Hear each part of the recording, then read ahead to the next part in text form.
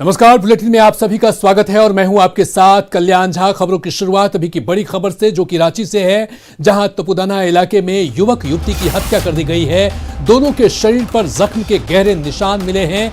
मृतक युवक शांति नगर का रहने वाला बताया जा रहा है। युवती बेतमार की रहने वाली थी।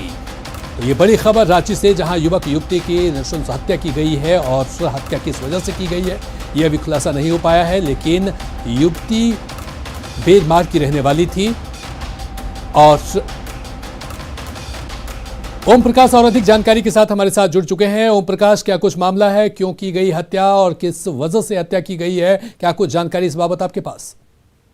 जी कल्याण बता दें कि आज सुबह ही ये दोनों डेड बॉडीज जो है वो टिपुदाना ओपी इलाके में रिंग रोड के समीप मिली है। फिलहाल पुलिस मौके पर पहुंची है। दोनों के शरीर पर जख्म के गहरे निशान है, जिससे आशंका जाहिर की जा रही है कि शायद ये ऑनर किलिंग या फिर कुछ और हो। हालांकि फिलहाल इसकी पुष्टि नहीं की जा रही है। पुलिस फिलहाल तफ्तीश की बात कर रही है और लोगों से, जो स्थानीय लोग हैं, उनसे भी पूछताछ की जा रही है ताकि पूरी स्थितियां स्पष्ट हो पाए। हालांकि हत्या की वजह जो है वो नहीं पता चल पाई है और पुलिस का कहना है कि जल्द ही मामले में लोगों से पूछताछ और जो स्थानीय लोगों से एविडेंस के आधार पर आगे की कार्रवाई की जाएगी। वहीं पोस्टमार्टम रिपोर्ट के आधार पर हत्या की वजहों को भी तलाशा जाएगा। फिलहाल एफएसएल सहित अन्य टीमों को बुलाया गया है और टीम की जांच के बाद ही जो निष्कर्ष है वो सामने आ पाएगा। तो फिलहाल थोड़ा इंतजार करने की जरूरत है कि हत्या किन वजहों से हुई है। हालांकि पुलिस जरूर कह रही है कि जो भी इसके पीछे होंगे जल्द ही उनकी गिरफ्तारी की जाएगी। ओम प्रकाश, क्या युवक युवती जिसकी हत्या हुई है उसके परिजनों से संपर्क करने की कोशिश की गई, क्या उनको ये जानकारी है?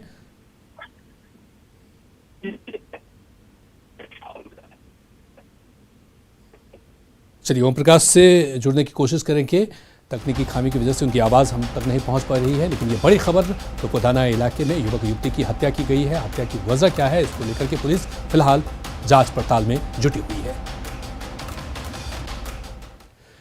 और अगली बड़ी खबर गुमला से है। गुमला में नवाडी दसई टोली के पास अज्ञात अपराधियों ने ई कॉमर्स कंपनी के 2 डिलीवरी बॉय पर हमला बोल दिया। अपराधियों ने दोनों युवकों के साथ मारपीट की और डिलीवरी के 30,000 रुपए कैश के साथ बाइक भी लूट ली। वहीं दोनों युवकों को गड्ढे में धकेलकर उन पर फायरिंग भी की, लेकिन युवक की जान बाल बाल बच गई। इसके बाद बाइक सवार तीनों अपराधी फायरिंग करते हुए फरार हो गए। दोनों डिलीवरी बॉय घाघरा से सामान की डिलीवरी कर गुमला लौट रहे थे। सदर अस्पताल में दोनों घायलों का इलाज फिलहाल चल रहा है। एसपी के निर्देश पर गुमला पुलिस मौके पर पहुंचकर मामले की फिलहाल जांच में जुटी हुई है।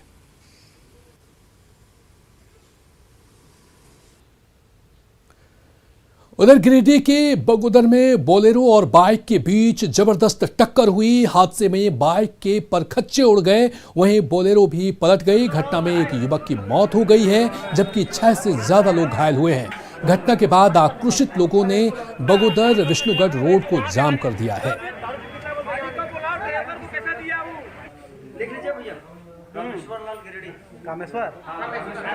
देख लिए तो उसमें यही हम लोग चाहते हैं कि जो ज़्यादा घायल है उसका समुचित इलाज हो, जो थोड़ा कम घायल है उसका भी इलाज हो, और इसका प्रशासन हम लोग को बताए आके उसका ठोस करे कि उन लोग का इलाज में हम बेहतर सहयोग करेंगे। हम लोग को यही डिमांड है। और हम लोग और अगली खबर धनबाद से है, जहां बीजेपी महिला जिलाध्यक्ष के साथ दबंगों ने मारपीट की।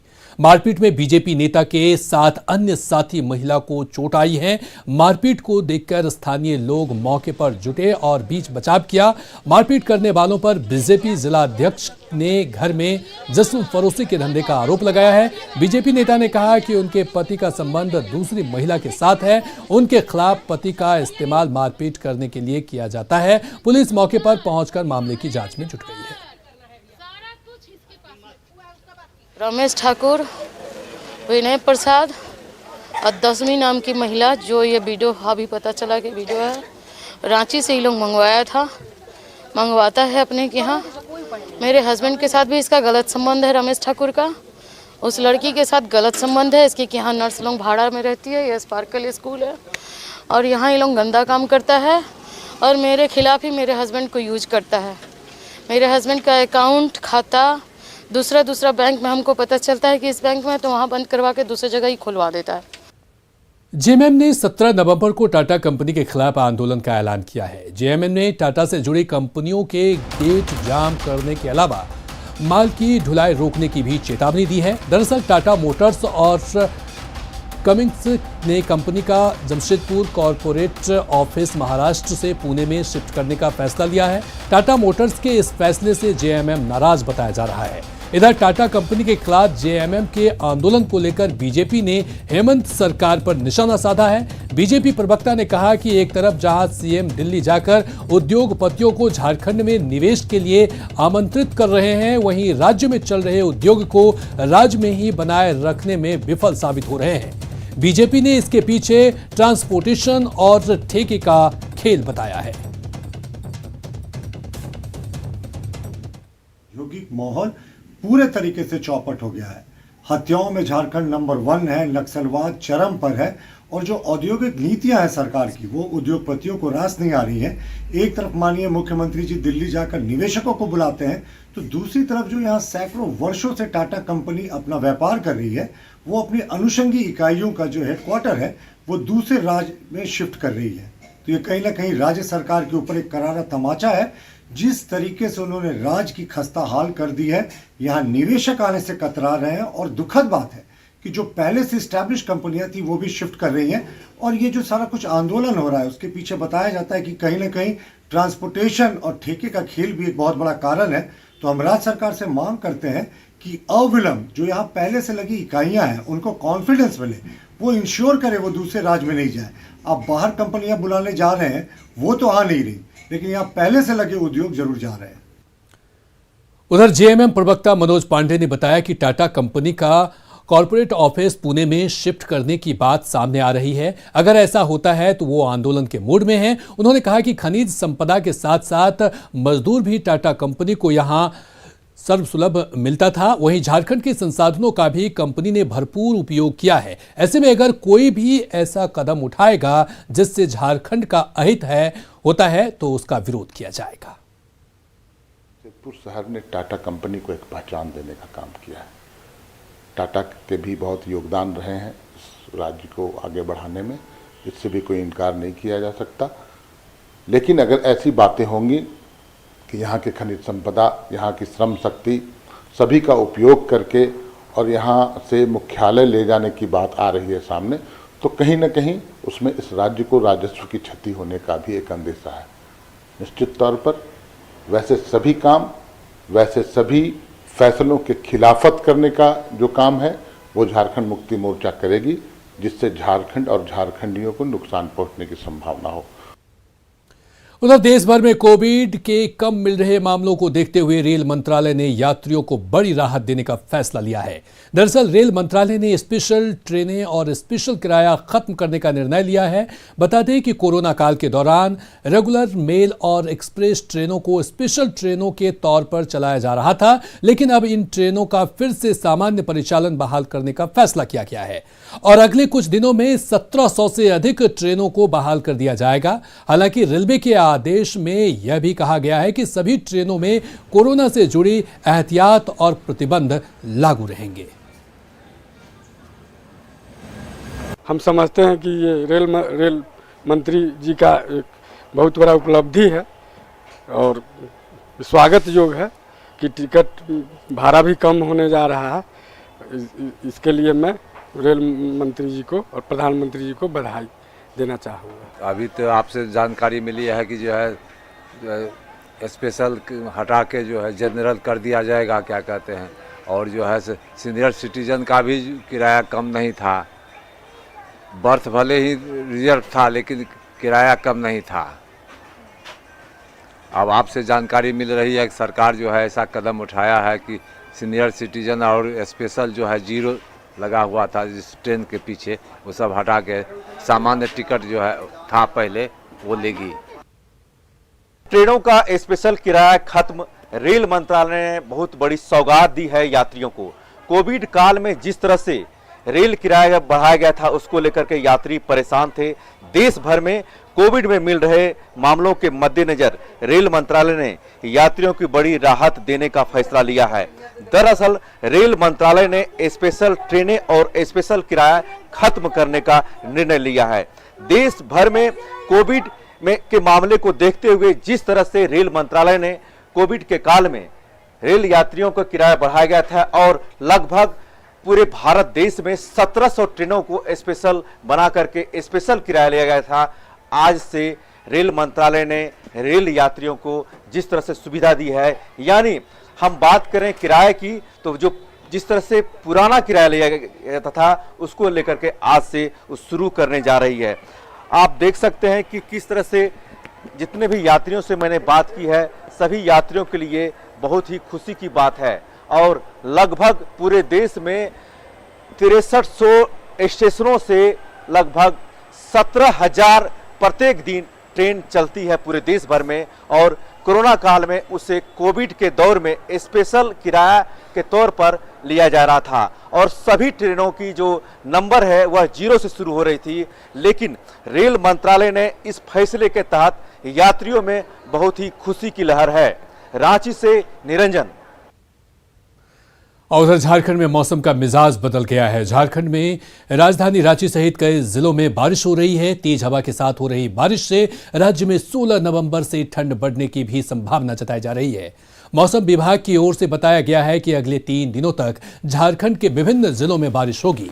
दरअसल बंगाल की खाड़ी में बना कम दबाव का क्षेत्र पश्चिम उत्तर पश्चिमी से गुजरता हुआ आंध्र प्रदेश के तट पर पहुंचा है और इसी का असर झारखंड में दिख रहा है। अधिक जानकारी दे रहे हैं रांची संवाददाता निरंजन सिंह। राजधानी रांची में सुबह से ही जमकर बारिश हो रही है। मौसम पूर्वानुमान में बताया गया है कि अगले 3 दिनों तक झारखंड के विभिन्न जिलों में बारिश होगी। मौसम विज्ञानी ने बताया कि बंगाल की खाड़ी में बना कम दबाव का क्षेत्र पश्चिमी उत्तर गुजरता हुआ आंध्र प्रदेश के तट पर पहुंचा। इसका असर अगले 3 दिनों तक झारखंड में भी देखने को मिल रहा है। शनिवार सुबह से राज्य के लगभग सभी जिलों में गरज के साथ छींटें पड़ रही हैं। इसके साथ ही रांची, खूंटी, रामगढ़, हजारीबाग और कई जिलों में जम करके बारिश हो रही है। आप देख सकते हैं तस्वीरों के माध्यम से किस तरह से सुबह से लगातार बारिश हो रही है। इसका असर साफ तौर पर जनजीवन पर भी देखने को मिल रहा है। रांची से निरंजन की रिपोर्ट। चलिए बढ़ते हैं अगली खबर की तरफ और खबर रांची से है। रांची में नकली शराब की बड़ी खेप जब्त की गई है। नगरी थाना क्षेत्र में उत्पाद विभाग और पुलिस की कार्रवाई में 11 पेटी शराब के साथ 250 लीटर स्प्रिट बरामद की गई। इस दौरान शराब के खाली बोतल, ढक्कन, स्टिकर सहित अन्य सामान भी जब्त किए गए।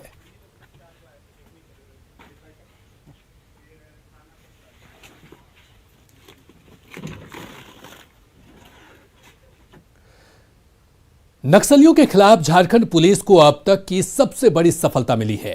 पुलिस ने सरायकेला से 1 करोड़ के इनामी नक्सली किशन दा और प्रशांत बोस को धर दबोचा है।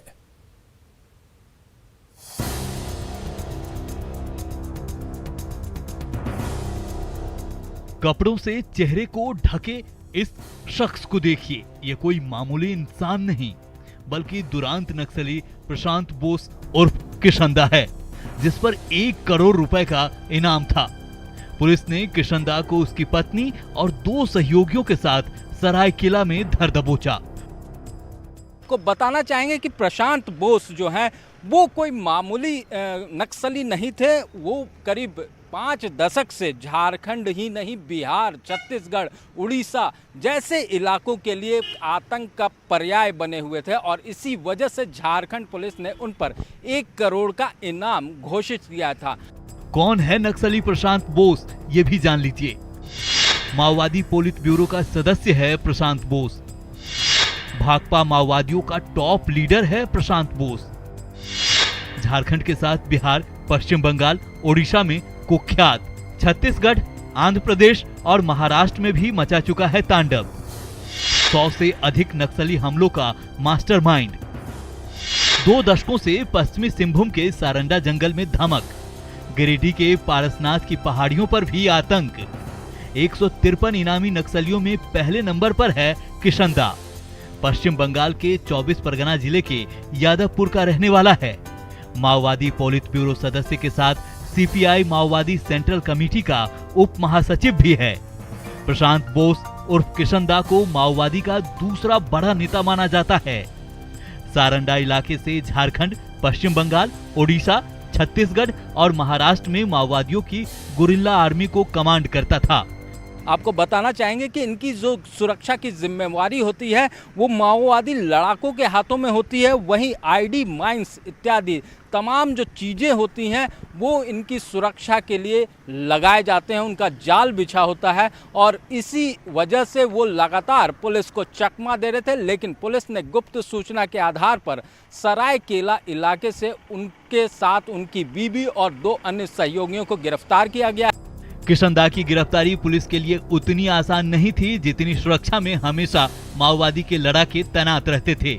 इतना ही नहीं, ये जिन इलाकों से गुजरता था वहां पहले से लैंड माइंस लगा दिया जाता था। सुरक्षा घेरे में रहने वाला किशनदा झारखंड पुलिस के हत्थे चढ़ ही गया। किशनदा और प्रशांत बोस की गिरफ्तारी जहां झारखंड पुलिस के लिए बड़ी सफलता है, वहीं नक्सलियों के लिए बड़ा झटका। ओम प्रकाश, न्यूज़ 18, रांची। झारखंड के कांग्रेस विधायकों ने फिर एक बार क्षेत्र की समस्या का समाधान नहीं होने पर आवाज उठाई है। कांग्रेस विधायक दल के नेता आलमगीर आलम के आवास पर पार्टी विधायक दल की बैठक में नाराजगी सामने आई है। कांग्रेस विधायकों ने सत्ता में रहने के बावजूद जनता की उम्मीद पर खरा नहीं उतर पाने का दर्द रखा है। साथ ही चुनावी घोषणा पत्र में जनता से किए गए वायदों को लेकर भी पार्टी विधायकों ने सवाल खड़े किए हैं। कांग्रेस विधायक आज सीएम से मुलाकात कर सकते हैं, जिसमें राज्य की समस्याओं के साथ नीतियों पर भी चर्चा होगी। हमारे विधायक की जो समस्या है वो विधायक दल में उन लोगों ने रखने की काम किया है। कुछ ऐसी बातें हैं जो माननीय मुख्यमंत्री से हमसे वार्ता करनी है, उसका भी एजेंडा हमको दिया है। हम बात करके ही क्या फलाफल होगा फिर आप लोगों को बताएंगे। किस तरह की बातें हैं विधायक के क्षेत्र से संबंधित समस्या? विधायक के क्षेत्र अधिकारियों की लापरवाही है।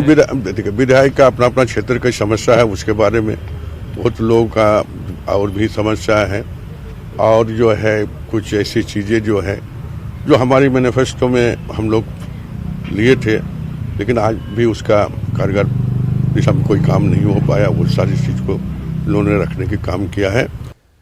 उधर हेमंत सोरेन कैबिनेट की बैठक में 37 प्रस्तावों पर मुहर लगी। इसके तहत एससी, एसटी और ओबीसी और अल्पसंख्यकों के लिए जारी योजना का नाम बदलकर मुख्यमंत्री स्वास्थ्य सहायता योजना करने का फैसला लिया गया, जिसमें 30,000 से 10,000 तक अनुदान मिलेगा। कैबिनेट ने 14 नियुक्ति नियमावली में संशोधन के प्रस्ताव पर मुहर लगाई। साथ ही कर्मचारियों के महंगाई भत्ते में भी 3% की बढ़ोतरी की गई। वहीं गिरिडीह डीसी की ओर से 17 नक्सलियों पर यूएपीए के तहत मुकदमा चलाने के प्रस्ताव की भी मंजूरी दी गई।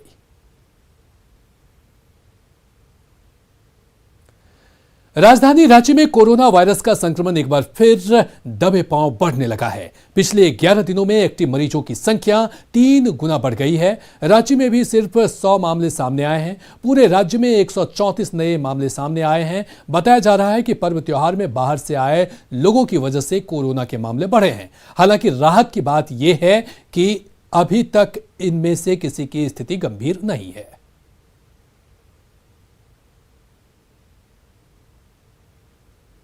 तो अभी हम लोगों को बहुत ही सजग रहने की ज़रूरत है। जो भी कोविड एप्रोप्रिएट बिहेवियर है उसका अनुपालन निश्चित रूप से मैं आग्रह करूंगा कि सब लोग करें। और मुझे ऐसा नहीं लगता है कि भाई केस बढ़ेगा, हम लोग सब उसको नियंत्रण में ले आएंगे। पद्मश्री छुटनी महतो का सरायकेला के बीरबांस में भव्य नागरिक अभिनंदन किया गया। गांव में छुटनी महतो का ढोल नगाड़ों के साथ स्वागत किया गया। जैसे ही छुटनी अपने गांव बीरबांस पहुंची, गांव में उत्सव सा नजारा दिखा। छुटनी महतो ने बताया कि उनका जीवन धन्य हो गया। डायन कुप्रथा के खिलाफ आंदोलन छेड़ने वाली छुटनी ने बताया कि समाज से इस कुप्रथा को जड़ से उखाड़ फेंकना उनका मकसद है। आपको बता दें कि 9 नवंबर को राष्ट्रपति भवन में डायन उन्मूलन के खिलाफ आंदोलन चलाने वाली छुटनी महतो को पद्मश्री सम्मान से नवाजा गया था। छुटनी को मिले इस सम्मान से पूरे राज्य और खासकर सरायकेला के लोगों में काफी खुशी है। उसी दिन प्रधानमंत्री मेरे को अपने से आशीर्वाद दिया, बोला तुम तो छुटनी महतो झारखंड को हिला दिए हैं,